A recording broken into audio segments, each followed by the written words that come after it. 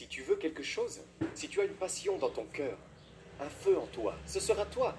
Ce sera toi qui te lèveras tôt, qui te couchera tard, qui courra des kilomètres, qui ira à la salle de gym, qui mangera du chou frisé et qui donnera le meilleur. Ce sera seulement toi, parce que la motivation extérieure ne peut durer qu'un certain temps.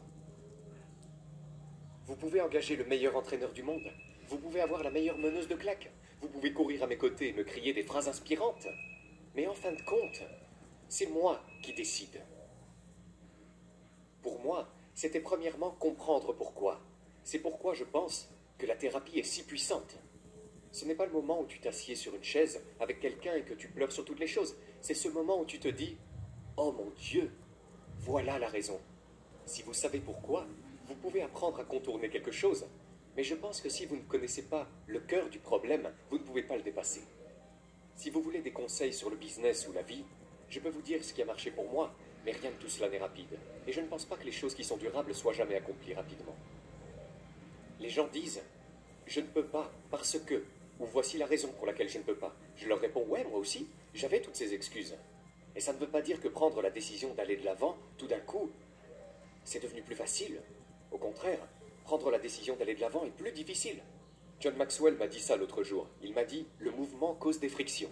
Toujours. » Et donc, juste parce que vous prenez la décision d'aller de l'avant ne signifie pas que maintenant nous le faisons facilement. Non, maintenant vous avez toutes sortes d'autres problèmes. Quelles sont les choses pour lesquelles je ne suis pas désolé? Et en tant qu'ancienne flatteuse, j'ai lutté pendant des années pour m'assurer que tout le monde était heureux. Et l'idée que quelqu'un, mon mari, mes beaux-parents ou mes parents, puissent être déçus par moi était paralysante. Donc, j'ai fait beaucoup de travail, et il y a certainement des domaines de ma vie où je lutte encore avec cela. Mais il y a des domaines où je suis tout simplement sauvage à ce sujet. Et l'un d'eux pour moi est, je ne me soucie pas de ce que les autres pensent de moi pour avoir des objectifs et des rêves pour moi-même.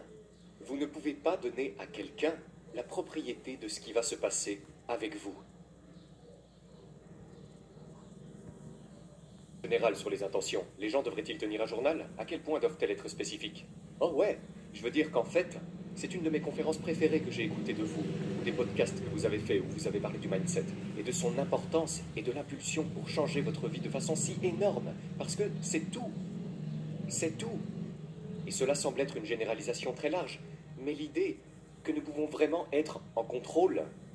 Vous ne pouvez pas contrôler les variables ici dans le monde, mais vous pouvez contrôler votre réaction à celle-ci, et vous pouvez contrôler comment vous vous présentez dans cet espace. Pour moi, la routine matinale est extrêmement importante. Je m'assure que la méditation et la prière, les séances d'entraînement, le planning de Brendan et mon propre journal sont à jour. J'ai pris cette habitude pendant des années. Dans le cadre de ma liste de choses à faire chaque jour, j'écrivais les rêves que j'avais pour ma vie, et je les écrivais comme s'ils s'étaient déjà réalisés. J'avais entendu dire il y a des années lors d'une conférence que quelqu'un avait dit « Si vous dites que vous allez gagner 1 million de dollars cette année, tout votre cerveau va vouloir le faire. » Or, vous avez déjà un tas d'autres choses à faire. C'est pourquoi cette phrase sort du lot. Mais si vous dites « J'ai 1 million de dollars » et que vous en êtes loin, votre cerveau va se réveiller et le remarquer. Et donc, chaque jour, pendant des années et des années et des années, j'ai fait cette pratique. Et c'est insensé. Si vous allez lire mes carnets d'il y a 5 ans, c'est la vie que j'ai aujourd'hui. C'est absolument faux. Et ce n'est pas comme si je l'avais écrit et que c'était arrivé. Je l'écrivais chaque matin. Et donc, chaque matin, je réinitialise mon intention. C'est là que nous allons, c'est là que nous allons, c'est là que nous allons. Et ce n'est pas seulement des choses comme « je veux avoir un best-seller du New York Times », qui était un de mes grands rêves. C'est aussi écrire chaque jour « je suis une mère exceptionnelle ». Je suis une exceptionnelle épouse, parce que c'est la femme que je veux être. Et aussi stupide que cela puisse paraître, si vous ne vous rappelez pas chaque jour que c'est votre mission, alors vous ne changez pas de cap. Et ce simple rappel, ça peut être quelque chose d'aussi simple que « Oh, je vais envoyer un SMS à Dave pour lui dire qu'il est sexy aujourd'hui » ou « Je vais écrire un mot pour mes enfants et le laisser sur leur oreiller. Comme ça, quand ils se coucheront ce soir, ils auront une surprise. » C'est juste un simple rappel de comment je veux me montrer dans le monde. Donc c'était extrêmement puissant pour moi. J'aime aussi l'idée, et pardonnez-moi, je ne l'ai pas inventée, je ne sais pas de qui je l'ai entendu, mais je n'écris pas de liste de choses à faire, j'écris des listes de résultats à voir, comme le résultat que vous voulez, et non la chose que vous devez faire. L'idée est que vous ne dites pas toutes les choses que vous voulez accomplir aujourd'hui, mais vous écrivez quel est le résultat que vous recherchez. Parce que, par exemple, il y a des années, quand j'étais organisatrice d'événements, ma liste de choses à faire aurait pu être comme envoyer des emails à ces 10 personnes, refaire leur portfolio, bla bla bla bla bla bla. Mais le résultat que je recherche, c'est d'avoir un nouveau client ou de gagner plus d'argent. Et si vous vous concentrez sur le résultat, vous pouvez trouver 50 façons différentes d'atteindre ce résultat sans vous embarrasser de toutes ces autres conneries que vous pensez être entre là où vous êtes et là où vous voulez aller. Et je me suis assise dans des réunions toute la semaine, avec de très grandes entreprises et des gens, et ils disaient « À quoi ressemble l'avenir pour vous ?» Et il y a des années, j'aurais dit « Oh, je ne sais pas, vous savez, on verra ce qui va se passer. » Et maintenant, je suis comme Oprah. Comme si Oprah et Hélène avaient un bébé. Quelqu'un qui peut vous faire rire, et qui peut aussi vous mettre au défi de vous montrer dans votre propre vie. Mais je n'aurais pas pu prétendre ça il y a 5 ans ou 10 ans. Je me serais inquiété de ce que tout le monde dans cette pièce pensait de moi, parce que qui dit ça? Quel crétin! Mais je peux toujours me battre avec ce que vous pensez de mes cheveux ou de mon style d'écriture. Mais je ne me soucie certainement pas de ce que vous pensez de moi pour avoir un rêve. Et je pense que c'est l'une des choses qui paralyse le plus les femmes. Elles ont ce désir dans leur cœur. Elles veulent poursuivre quelque chose pour elles-mêmes.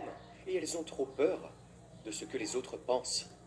Elles ont trop peur de ce que, par exemple, Marissa de la classe de 4e va penser d'elles parce qu'elles se sont inscrites à un semi-marathon.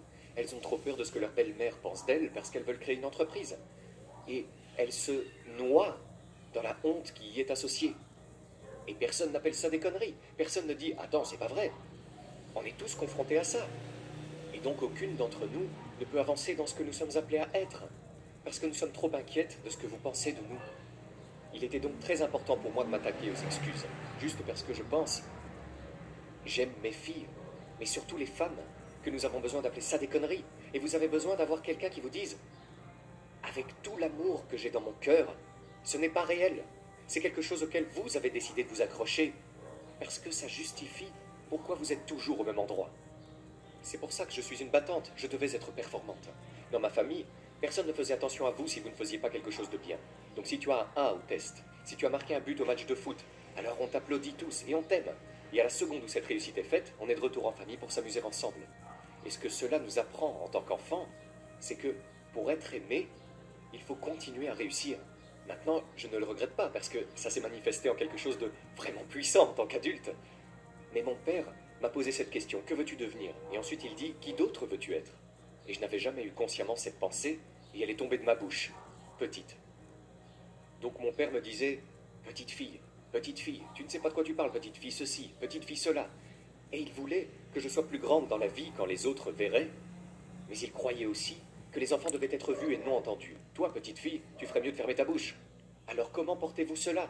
Comment faire pour être aussi grand et performant que possible, et ensuite se taire, parce que personne ne veut entendre ce que vous avez à dire? Et je me suis retrouvée, en tant que femme adulte, assise là, réalisant que cela était devenu ma carrière. Donc, j'étais dans l'obscurité, comme dans les coulisses, d'une manière qui ne dérangerait personne. Je suis en train de construire et de rêver. Je suis un entrepreneur et super fier de ce que je fais. Mais si vous m'aviez demandé ce que vous faites, je vous aurais dit « Oh, j'ai ce petit blog ». Et c'était à l'époque, je faisais les choses par moi-même. Ça fait plus de 6 chiffres, j'étais vraiment fier de ce que j'étais. Mais je n'ai jamais dit ça dans les fêtes de famille. « Oh, Rachel, elle est une petite blogueuse, elle est une petite ». Mais je ne revendiquais pas ce que je faisais, parce que je pensais juste que je devais être grande et que je devais aussi être petite. Alors j'ai compris pourquoi je me sentais comme ça. Et j'ai pris la décision, en tant que personne qui aime les gens, de ne plus chercher l'amour des autres de manière négative. Et la seule façon que je connaisse pour y arriver, c'est d'être tellement rempli d'amour pour moi-même. Je vais être tellement rempli d'amour pour mes beaux-parents, pour mes parents, pour tous les autres, que cela n'a pas d'importance si vous m'aimez en retour. Je vais t'aimer si fort, et ça n'a pas d'importance si tu m'aimes en retour. Parce que si j'ai assez d'amour pour nous deux, alors je n'ai pas besoin d'essayer de me façonner en quelqu'un de nouveau pour que tu m'approuves. Ce sont donc 2 énormes prises de conscience auxquelles j'ai abouti.